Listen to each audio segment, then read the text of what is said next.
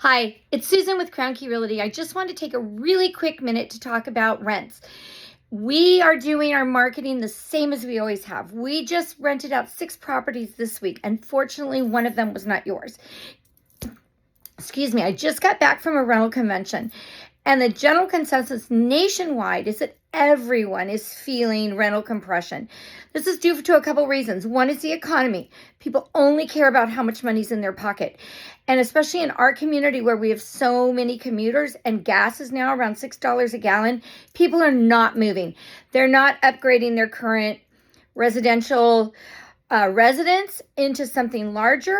They're tending to just not move. And we saw this before back in 2009, 2010, kind of before the REO short sale crash. People are just hunkering down and staying put. That being said, keeping a renter in your property is key because typically people don't want to move and they're willing to take a 2 to 3% increase. So I know you've heard the same thing over and over and over again, reduce the rent, reduce the rent.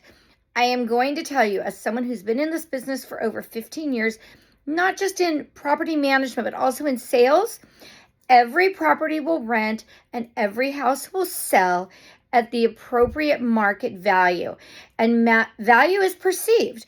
Now, it's perceived by the condition of the property, if it needs painted, if it needs landscaping, if it just doesn't look great, that's going to be perceived value. It's also based on location. Now, we know you can't change the location of your property.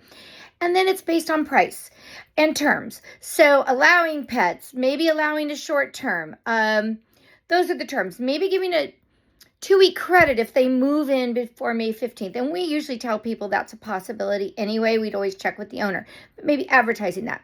But bottom line is, people will rent, people will buy based on price.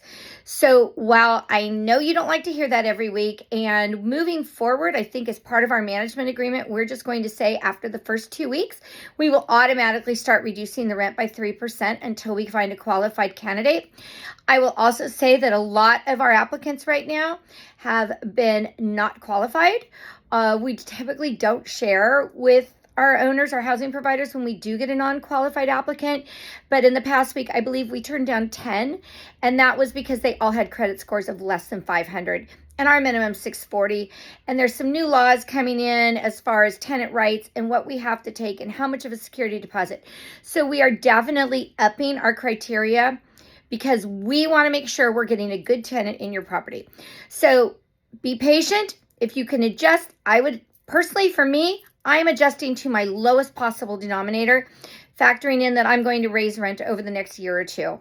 That's the only way I'm going to get my personal properties rented. I hope that helps explain things. As always, Sheena's there. The team is there to answer questions. I know I'm not always as available as everyone would like. That's because I'm out doing business. So, but let us know if you have any further questions. Thanks.